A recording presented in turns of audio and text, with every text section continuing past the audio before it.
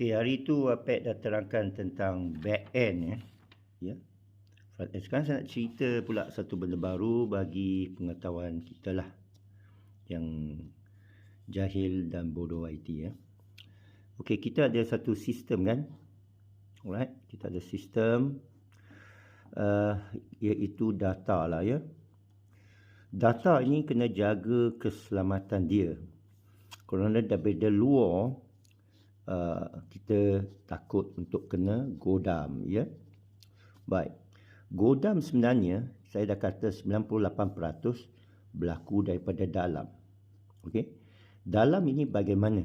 Iaitu apabila pekerja masuk ya, dia boleh letak satu thumb drive, dia boleh copy, dia boleh bawa keluar. Atau dia hanya email sahaja pun dia dah boleh bawa keluar. Jadi orang ini kita kena pastikan dia orang yang tidak dibeli atau tidak ingin memesong atau menjual sistem. Jadi saya berani kata 98% adalah orang dalam. Kita tengok macam bank. Kalau bank kena rompak, polis pertama sekali akan tanya siapa pekerja di dalam. Siapa bekas staff, siapa bekas pengawal security, siapa bekas sistem admin, siapa bekas penjaga pintu. Kerana nak rompak satu benda, kita dari luar tak tahu apa benda di dalam. Mereka ini yang tahu. Tapi lagi satu cara ialah orang ini boleh diugut. Katakan kita tahu orang ni ada kelemahan atau orang dah perangkap dia, blackmail dia. Kita boleh ugut dia. Kalau kamu tak bagi kita maklumat ini atau masukkan satu Trojan horse atau keyboard logger, nanti saya akan terangkanlah keyboard logger, iaitu perkakasan penggodam. Nanti kami akan bongkarkan rahsia kamu dan sebagainya. Jadi orang yang ada masalah boleh diugut. Jadi lebih baik kita cari seorang yang kita boleh ugut, yang lemah. Kita boleh makna perangkap dia. Jadi dia bekerja di sini kan. Jadi orang yang kerja di dalam selalu jadi sasaran. Ya. Kita tengok yang kerajaan. Duit kita paling banyak keluar daripada kementerian mana? MOF ya. Kes 1MDB lah, Pandora Paper. Okey, tak apa. Sekarang kita nak cerita tentang keselamatan data. Saya bukan penjaga politik, saya penjaga sistem, penghubal programmer sistem. Okey, pertama sekali, untuk jaga data kita, kita mesti pastikan dia ada sesuatu yang dinamakan DRC atau Disaster Recovery Center atau dia panggil pemulih. Ini paling penting, banyak orang lupa. Pemulih data, pusat pemulih data lah. Iaitu apabila ini kena disaster, katakan ada banjir, atau gempa bumi, atau kebakaran, atau kecurian. Ya. Jadi mana DRC? DRC ini kalau orang biasa tak tahu adalah backup.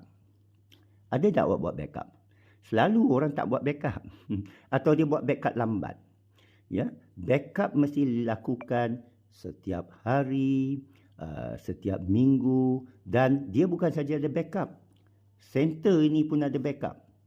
Kerana katakan ada perpijak dalam, kita kena balik pada backup, dan sebelum hantar backup balik, dia kena ada, kita namakan staging. Ini semua adalah agak teknikal. Staging bermakna awak tak boleh backup terus.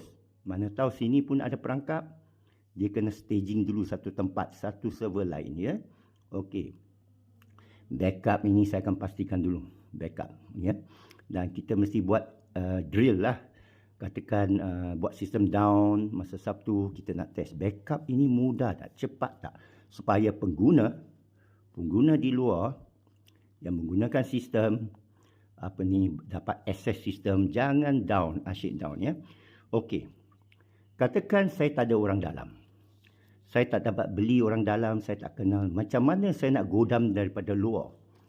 Penggodam ini dia banyak tool lah. Kita kata dia ada robot, BOT.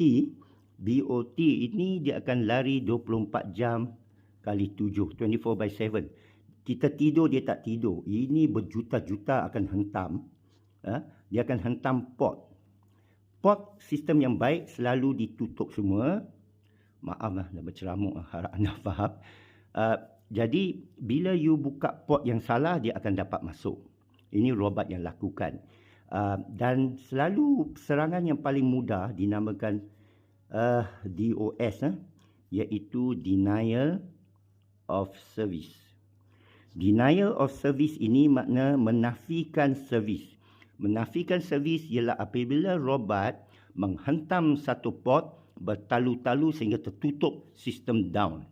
Ini selalu berlaku seluruh dunia kepada sesiapa pun. Ya, bila kita kata sistem down, mungkin kena serangan DOS. Jadi itu sebablah, dan ini boleh dilakukan oleh sesiapa pun. Dan ia adalah salah, dan biasa dia akan gunakan TOR ke dark web ke, jadi kita tak boleh kesan dia daripada mana. Jadi itu sebabnya security ini bukan mudah alam cyber. Katakan kita tak ada ni, kita tak ada orang dalam, kita cari benda paling lemah, iaitu pengguna. Saya tak kisah dalam sini ada firewall ke, ada pakai blockchain ke, faham? Orang kata blockchain lah, kuat lah. Ini semua, awak kuatkan semua pintu. Pengguna ini adalah dari luar, dia yang hari-hari login, dia yang kemaskinikan data kan. Okey, inilah blockchain yang paling lemah. Dalam rantai, saya dah terang dalam satu video lain lah, theory of constraint, kekuatan sistem kubu kamu adalah sekuat orang yang paling lemah. Saya ambil seorang pakcik yang tak tahu apa. Kalau saya boleh dapatkan login password dia, mudah saja. Melalui phishing, melalui Trojan horse, banyak orang kena WhatsApp dia ke apa. Saya dapat login, saya boleh inject sesuatu skrip. Orang kata SQL injection. Ya, saya tahu kod-kod ini boleh jaga daripada SQL injection. Tapi saya terlibat lama dalam pembinaan sistem, masih ada lubang. Kadang-kadang ada waktunya SQL boleh kena inject dalam. Dan sistem boleh crash. Kita boleh lihat pada paparan beberapa skrip. Dari sana seorang programmer akan tahu kelemahan sistem kamu. Dia tahu kod apa kamu pakai. Dia tahu, kita tahulah. Terpulang. Bermaksud secara umum sistem kita lemah. Ya, itu sebab saya anjurkan jangan ada lagi satu redundancy. Ini redundant, penindih. Dah ada, cuba black box kan ini, kita panggil kotak hitam ini. Cuba minimahkan seberapa banyak benda untuk orang pakai, berapa banyak app, orang tak ingat. Ya, tak apa. Anda kalau tak sure apa-apa, sila tanya lagi. Saya tahu ini agak teknikal, tapi tujuan apa? Ialah bagi ilmu. Saya pemudahkan dan akan terang lagi. Sila follow saya dan kongsi kalau bermanfaat. Dan saya akan terang dari masa ke semasa lebih detail setiap benda ni. Waduh, banyak ya. Sebenarnya kita dah masuk sampai kod dalam pun, soal security pun ada dalam. Ya. Okey, sekian saja. Sila bertanya kalau apa-apa dan kita akan terangkan lebih lanjut. Terima kasih. Assalamualaikum.